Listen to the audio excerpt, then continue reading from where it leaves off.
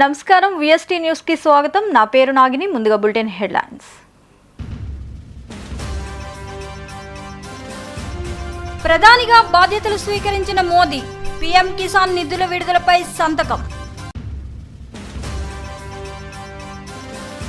హిందూపురంలో Balakrishna birthday వేడుకలు. విశాఖలో cake cut చేసిన ఎమ్మెల్యే వెలగపూడి. నెల్లూరు మేయర్ శ్రవంతి వైసీపీకి రాజీనామా. కొందరు నేతల ఒత్తిడి తనపై ఉందని ఆవేదన.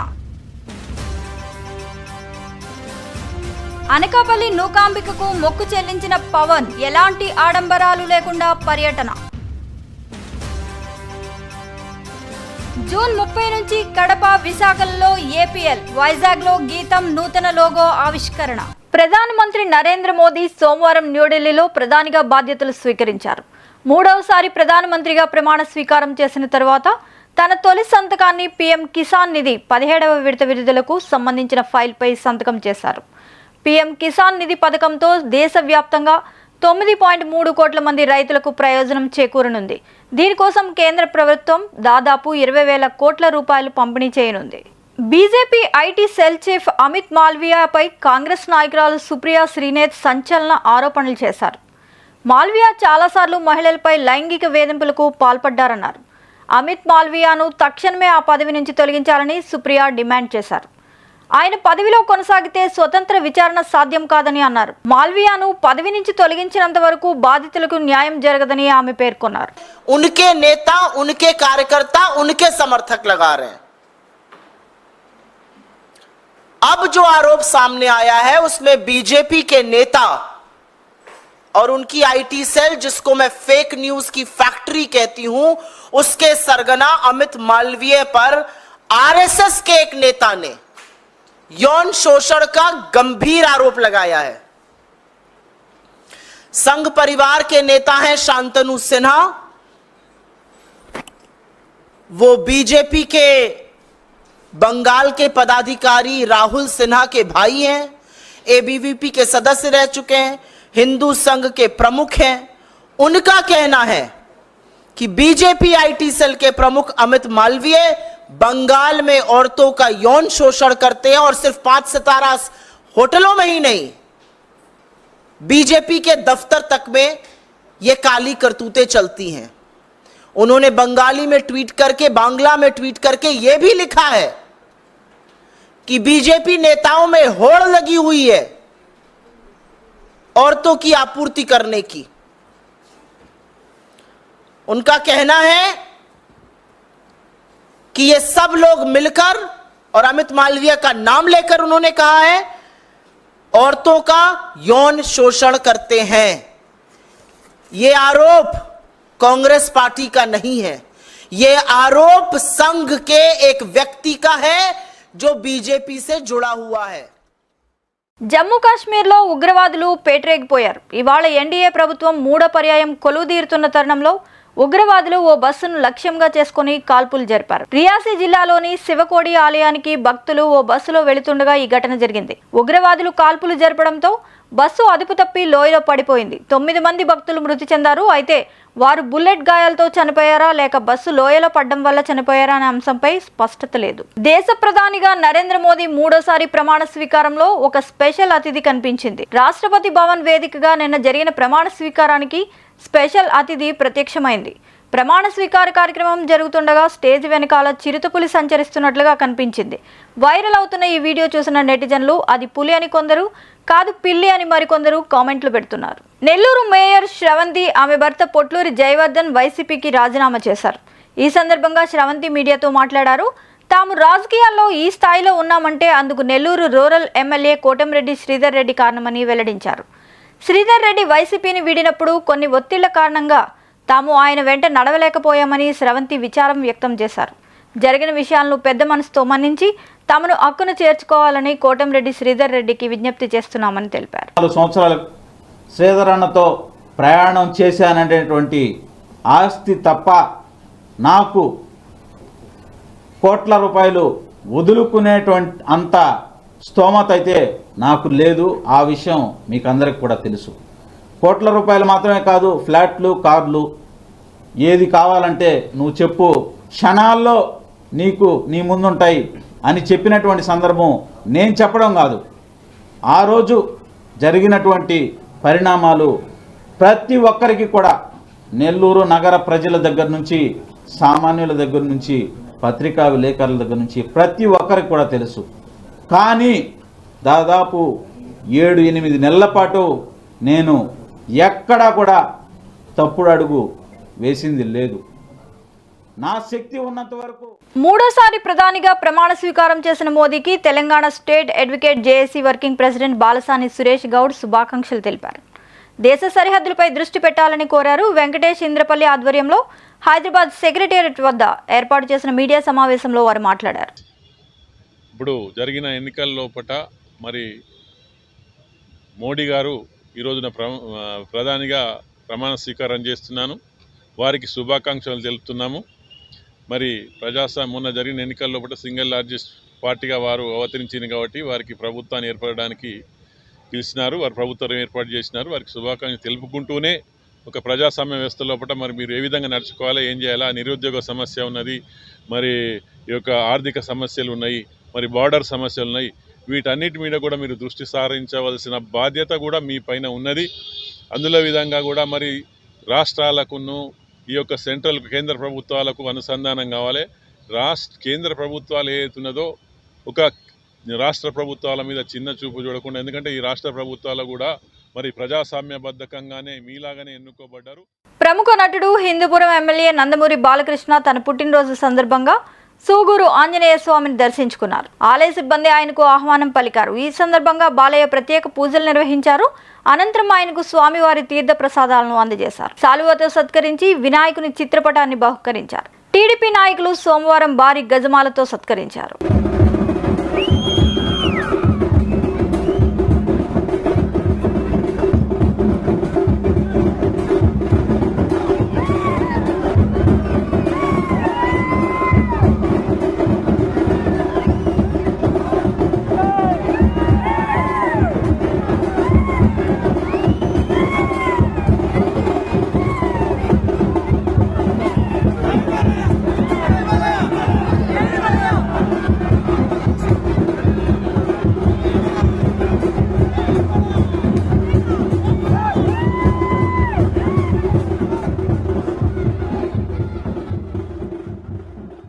జనసేన అధినేత పవన్ కళ్యాణ్ విశాఖ చేరుకున్నారు.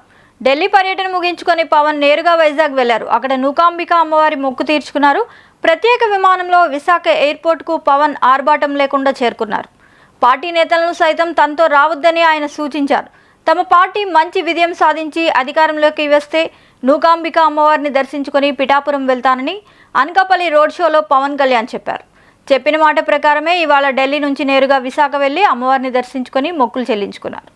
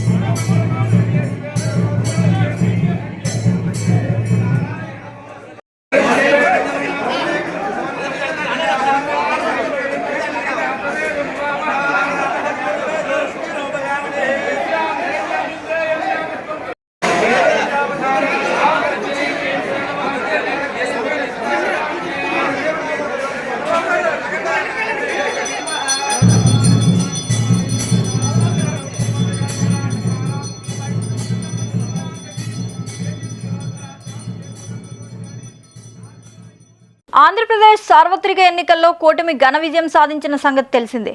టీడీపీ అధినేత నారా చంద్రబాబు నాయుడు ఏపీ సీఎంగా ప్రమాణ స్వీకారం చేయబోతున్నారు. ఈ సందర్భంగా విశాఖ శారదాపీఠం పీఠాధిపతి స్వరూపానందేంద్ర స్వామి ఆసక్తికర వ్యాఖ్యలు చేశారు. రాష్ట్రంలో ఏ ప్రభుత్వం వచ్చినా, ఎవరు తమ వద్దకు వచ్చినా తాము ఉన్నది ఉన్నట్టుగానే మాట్లాడతామని అన్నారు.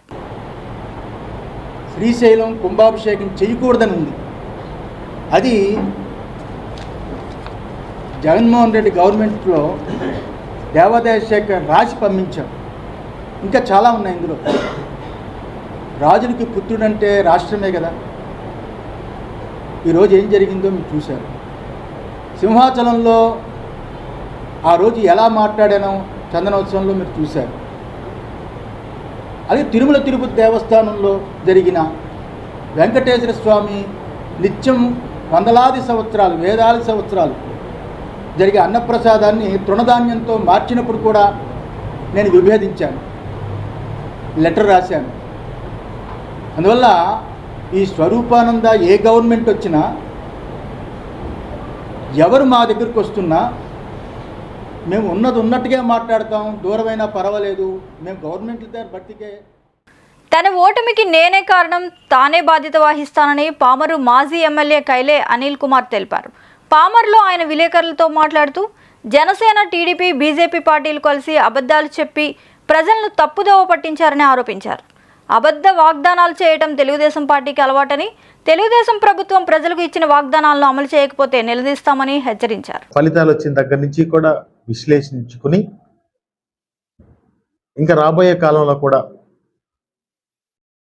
పరిపాలనలో ఏమి లోపం జరిగింది, ప్రజలు ఎందుకు ఆ విధంగా తీర్పునిచ్చారు అనే విషయాన్ని నేరుగా ప్రజల దగ్గరికి వెళ్ళి ఆ ప్రజలతోనే మాట్లాడి తప్పకుండా దీని మీద అధ్యయనం చేసి మళ్ళా రాబోయే కాలంలో ప్రజలకు మంచి సేవ అందించడం కోసం ప్రయత్నం చేస్తామని చెప్పి మీ ద్వారా తెలియజేస్తా ఉన్నా. ఈ సమాజంలో అంటే స్వతంత్రం వచ్చే దగ్గర నుంచి ఇప్పటి వరకు ఎవరూ చేయలేనటువంటి కార్యక్రమాలు జగన్మోహన్ రెడ్డి గారు చేస్తూ ముందుకెళ్లారు. అంటే ఒక అన్ని సిస్టమ్స్లో కూడా సంస్కరణ తీసుకొచ్చారు.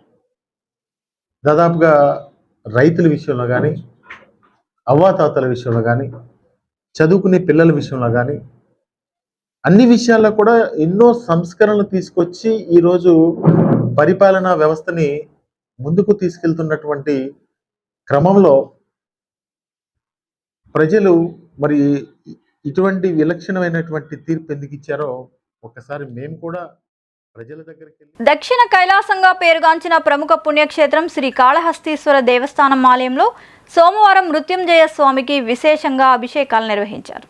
ముందుగా పాలు, పెరుగు, పంచామృతంతో అభిషేకం చేశారు. విశేషంగా భక్తులు అభిషేకంలో పాల్గొన్నారు.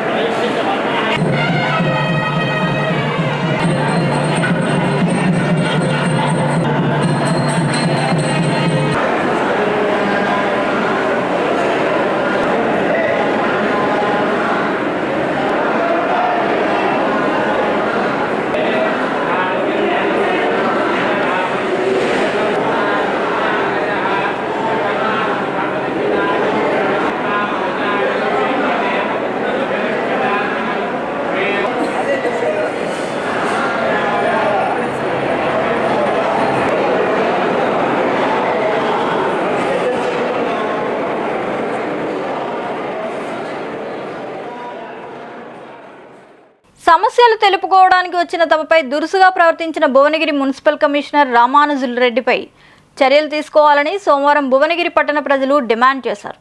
ప్రజాపాలనలో దరఖాస్తులు పెట్టుకున్న ప్రజల దరఖాస్తులు అధికారుల నిర్లక్ష్యం వల్లే ప్రభుత్వం అందించే పథకాలు అందడం లేదని ఆవేదన వ్యక్తం చేశారు. పథకాలు అందని లబ్ధిదారులకు పథకాలు అందించే విధంగా అధికారులు పనిచేయాలన్నారు. ప్రజలు కొన్ని మున్సిపల్లో ప్రజాపాలన అధికారి, పట్టణ అధికారి, కమిషనర్ గారు వాళ్ళు అప్లికేషన్లు ఫిలప్ చేయడంలో కానీ అప్లికేషన్లు కంప్యూటర్లో ఎక్కియడంలో కొన్ని పొరపాట్లు జరగడం వల్ల కొంతమంది లబ్ధిదారులుగా కాకుండా బిల్లు కట్టాల్సి వస్తుంది.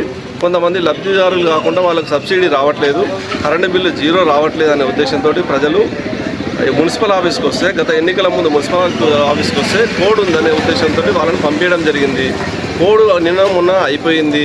ఇప్పుడు ప్రజలు వచ్చి కమిషనర్ గారు మరియు ప్రజాపాలన అధికారిగా పట్టణంలో అందరూ వచ్చి కమిషనర్ గారిని అడిగితే కమిషనర్ గారు నిర్లక్ష్యంగా వ్యవహరిస్తూ ప్రజలకు సరైన సమాధానం చెప్పకుండా నా దగ్గర వస్తలేదు, నా దగ్గరికి ఎందుకు వస్తారు, ఆ ఇన్వర్ట్లో అప్లికేషన్లు పడేసిపోండి అని ప్రభుత్వాన్ని అబాసుపాలు చేస్తున్నారు. కాబట్టి ఇలాంటి కమిషనర్ను చర్యలు తీసుకోవాలని, అలాగే మరియు ఈ యొక్క ప్రజాపాలన అధికారిని వేరే కొత్త వారిని నియమించాలని, మరియు ఈ లబ్ధిదారులకు గృహజ్యోతి పథకం కింద ఎంతమంది అప్లై చేసుకున్నారో వారందరికీ 200 యూనిట్ల కింద తక్కువ వచ్చే వారందరికీ బిల్లు మాఫీ చేయాలని, మరియు అలాగే గ్యాస్ సబ్సిడీ అందరికీ లబ్ధి పొందేటట్టు చూడాలనే ఉద్దేశంతో ఇక్కడ అప్లికేషన్ ఇస్తానికి వస్తే వాళ్ళు ఇన్వర్ట్లో ఇచ్చిపోండి, నాకేం సంబంధం లేదు, నాకేమైనా వస్తే చెప్తాపో మీరని నిర్లక్ష్యంగా సమాధానం చెప్తూ పబ్లిక్ను ప్రభుత్వం నిర్లక్ష్యంగా వివరిస్తారు.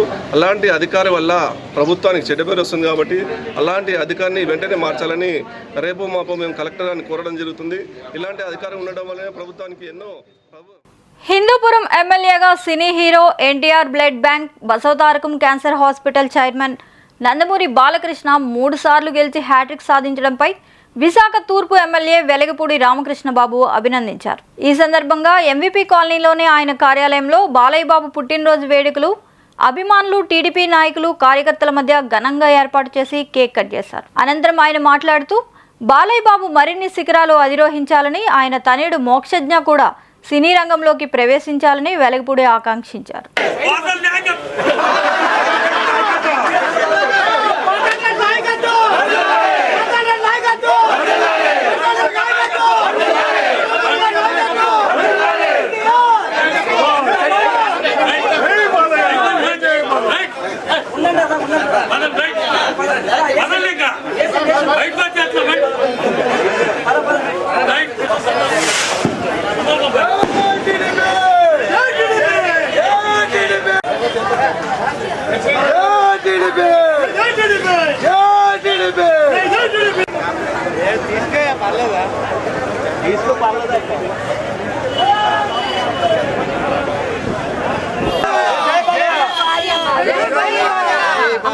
ఈరోజు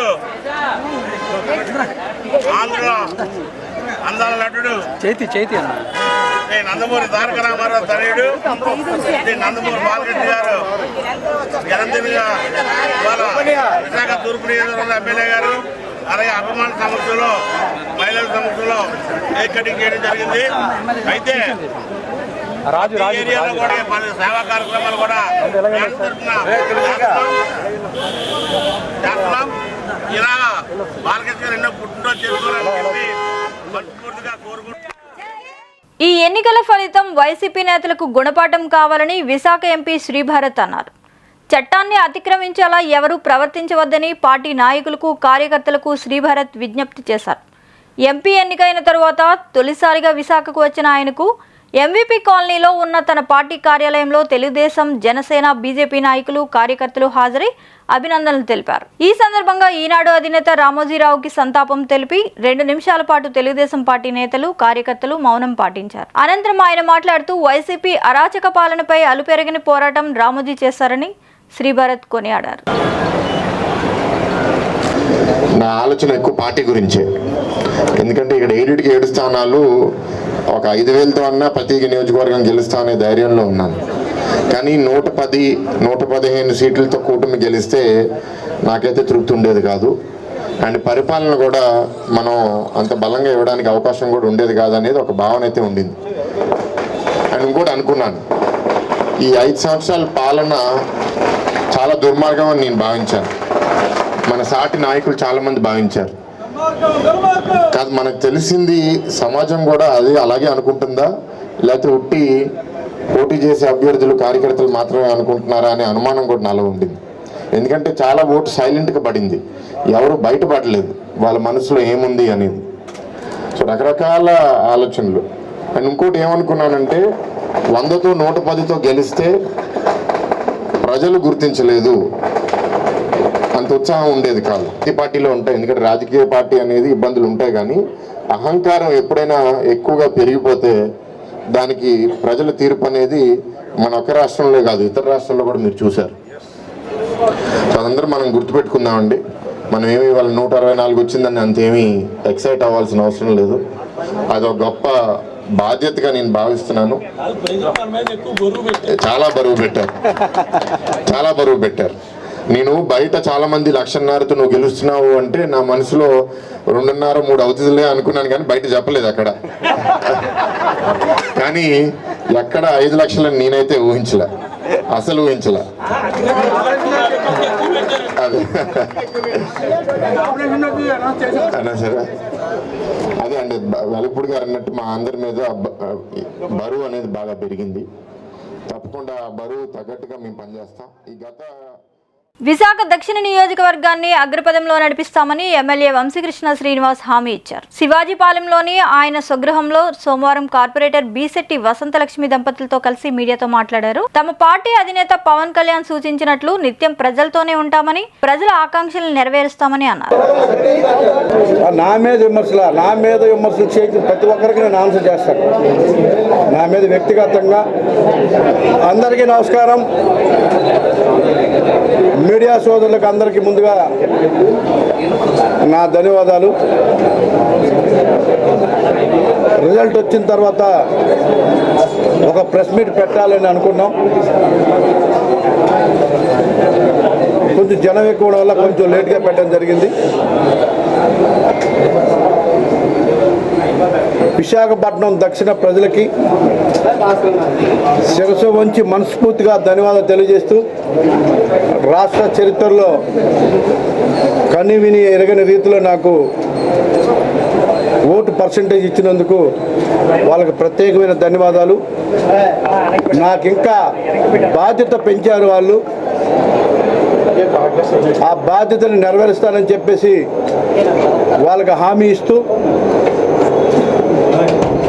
ఈ రాష్ట్రంలో ఏ నియోజకవర్గంలో కూడా చేయని విధంగా నేను వర్క్ చేసి పవన్ కళ్యాణ్ గారి దగ్గర, చంద్రబాబు నాయుడు గారి దగ్గర మంచి. ఈనాడు గ్రూప్ సంస్థల అధినేత చెరుకూరి రామోజీరావుకు విశాఖ జర్నలిస్టుల ఘన నివాళులు అర్పించారు. STV channel executive editor Satyanarayana Raju, vision దినపత్రిక బ్యూరో రవికాంత్ ఆధ్వర్యంలో విశాఖ పౌర గ్రంథాలయంలో సోమవారం రామోజీ సంతాప సభ నిర్వహించారు. ఈ సందర్భంగా లీడర్ దినపత్రిక సంపాదకులు వివి రమణమూర్తి, జాతీయ జర్నలిస్ట్ సంఘం జాతీయ కార్యదర్శి గంట్ల శ్రీనుబాబు, విజన్ సంపాదకులు Shivashankar, Samacharam Veerabhadrarao, Eruka Narayana, Vision Ravikanth, Indian Express Janardhan, crime reporter association వ్యవస్థాపక కార్యదర్శి ఎంఎస్ఆర్ ప్రసాద్ పాల్గొని మాట్లాడుతూ, తెలుగు జర్నలిజం గురించి మాట్లాడాలంటే రామోజీ గురించి మాట్లాడాలని చెప్పుకోవాలన్నారు. క్రైమ్ రిపోర్టర్ అసోసియేషన్ వ్యవస్థాపక కార్యదర్శి ఎంఎస్ఆర్ ప్రసాద్ పాల్గొని మాట్లాడుతూ, తెలుగు జర్నలిజం గురించి మాట్లాడాలంటే రామోజీ గురించి చెప్పుకోవాలన్నారు. ఈనాడు సామాన్యుల గుండె చప్పుడుగా మారిందంటే అది రామోజీ కృషి అని కొనియాడారు. అక్కడ పెట్టడానికి కుదరదని చెప్పారట. అట్లాగా ఆయన మైండ్లో మాత్రం ఉండిపోయింది, ఇది ఎలాగైనా విశాఖపట్నంలో ఎడిషన్ పెట్టాలి, పెడితే విశాఖపట్నం ఈ చుట్టుపక్కల ప్రాంత బరంపురం వరకు పత్రికని సకాలంలో అందించవచ్చు అనే ఆలోచనతో ఆయన ముందడుగు వేసి విశాఖపట్నంలో ఈనాడు పత్రికా కార్యాలయాన్ని ప్రారంభించడం జరిగింది. అయితే ఏదైతే రామోజీరావు గారు అధ్యయనం చేసి దాన్ని ఏమనుకున్నారో అది కార్యరూపం దాల్చేసరికి అనుకున్న దానికన్నా ఎక్కువ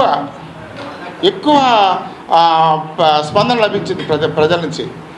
అప్పటికేంటి ఈనాడు అనేది ఒక వర్డ్ ఎవరికి అలవాట్లేని వాడు. అంతవరకు ఆంధ్ర అనే పేరుతోనే పత్రికలు ఉన్నాయి. ఆంధ్రపత్రిక, ఆంధ్రప్రభ, ఆంధ్రజ్యోతి అని ఆంధ్ర అనే పేరుతోనే ఉన్నాయి. దానికి డిఫరెంట్గా ఈనాడు. ప్రజాస్వామ్యాన్ని గౌరవించిన పార్టీ టీడీపీ అని ఆ పార్టీ అధికార ప్రతినిధి కొమ్మారెడ్డి పట్టాభిరామ్ అన్నారు. వైకాపా అధికారంలో ఉండగా కూటమి పార్టీలంతా కలిసి ప్రజాస్వామ్య పరిరక్షణ ఉద్యమాన్ని చేపట్టాయని చెప్పారు. రాష్ట్రంలో ప్రజాస్వామ్యాన్ని బతికించామన్నారు. అమరావతిలోని టీడీపీ కేంద్ర కార్యాలయంలో నిర్వహించిన మీడియా సమావేశంలో పట్టాభి మాట్లాడారు. వైకాపా నేతలు చేస్తున్న ఆరోపణలపై ఆగ్రహం వ్యక్తం చేశారు. 4వ తేదీన మీ అందరికీ తెలుసు, రాష్ట్రంలో ప్రతి ఊర్లో కూడా ఒక దీపావళి పండుగ జరుపుకున్నారు. ఒక నియంత పాలనకి ముగింపు పలికిన రోజు, రాష్ట్రానికి తిరిగి స్వాతంత్రాన్ని అందించినటువంటి రోజు జూన్ 4, 2024 చరిత్రలో నిలిచిపోతుంది. ఆ రోజున పెద్ద ఎత్తున ఉత్సవాలు సంబరాలు జరుపుకున్నారు. ఈ రోజుకి కూడా ఆ పండుగ వాతావరణం ఆగలేదు. జూన్ 12 కోసం ఎదురు చూస్తూ ఉన్నారు. ఈ రోజున నారా చంద్రబాబు నాయుడు అనే నేను అన్న వాక్యాన్ని వినడం కోసం ఎన్నో రోజులుగా తపిస్తున్నటువంటి రాష్ట్ర ప్రజలు జూన్ 12 ఉదయం 11:27 నారా చంద్రబాబు నాయుడు అనే నేను అన్న వాక్యాన్ని వినబోతున్నారు. ఆ రోజున తిరిగి ఒక సంక్రాంతి పండుగ జరుపుకోవటానికి సంసిద్ధులవుతా ఉన్నారు ప్రజలందరూ కూడా. రాష్ట్రంలో వాతావరణం ఈ విధంగా ఉంటే ఈ పిల్ల సైకో మోకొచ్చి మీడియా ముందుకు వచ్చి అప్పుడే ఆడవటం మొదలెట్టారు. అయ్యో అమ్మో మా పైన దాడులు చేస్తూ ఉన్నారు, మమ్మల్ని చితగ్గొడతా ఉన్నారు అని రకరకాల డ్రామాలు. ఆంధ్ర ప్రీమియర్ లీగ్ తమ 3వ ఎడిషన్ను మన ఆంధ్ర మన ఏపీఎల్ గీతాన్ని నూతన లోగోతో అద్భుతమైన టోర్నమెంట్ ప్రచారాన్ని ఈరోజు విశాఖపట్నంలో ఆవిష్కరించారు. ఈసారి ఆంధ్ర ప్రీమియర్ లీగ్ టోర్నమెంట్లో 6 జట్లు 19 మ్యాచ్లు మరియు 120 మంది క్రీడాకారులతో నిర్వహిస్తున్నారు. ఆంధ్ర ప్రీమియర్ లీగ్ మ్యాచ్లను జూన్ 30వ తేదీ నుంచి జూలై 13వ తేదీ వరకు విశాఖపట్నం మరియు కడప నగరాల్లో నిర్వహించేందుకు సన్నాహాలు చేస్తున్నారు. ఈ మ్యాచ్లు ఆంధ్ర క్రికెట్ అసోసియేషన్ ACA వారి ఆధ్వర్యంలో నిర్వహిస్తారు. ఈ రోజు విశాఖపట్నంలో నిర్వహించిన అధికార కార్యక్రమంలో ఏపీఎల్ పాలక మండలి సభ్యులు చైర్మన్ మాంకో ఫెరర్, మెంబర్ అండ్ కార్యదర్శి గోపినాథ్ రెడ్డి, మెంబర్ అండ్ కోశాధికారి ఏవి చలం, జితేంద్రనాథ్ శర్మ, వి మురళీమోహన్, డి ఆస్కార్ వినోద్ సభ్యులు పాల్గొన్నారు. First of all, good afternoon everyone. I just want to explain one of my experience. So చాలా low background నుంచి వచ్చాను నేను. Maybe some of you guys know and some of them don't know. I used to travel from Gajwada to VDCA. It's been so tough for me to travel up and down. చాలా కష్టం ఉండేది. But the facilities in VDCA, like gym లో కూడా practice చేశాను. Coming to camps VDCA గ్రౌండ్కి రావాలి. And facilities over there are tremendous. Like especially చెప్తున్నాను, wickets compare to Hyderabad and ఆడిన వికెట్స్ లో బెంగళూరులో wickets similar to them. Like విదేశీలో మనం ఏదైతే ప్రాక్టీస్ చేస్తున్నారో బాల్స్ కానీ like whatever we ask, like ఎప్పుడైనా వికెట్ అడిగినప్పుడు ఎప్పుడైనా లైక్ బాల్స్ అడిగినప్పుడు దే ఆల్వేస్ ప్రొవైడెడ్ us. మరిన్ని అప్డేట్స్ కోసం please subscribe our channel VST news.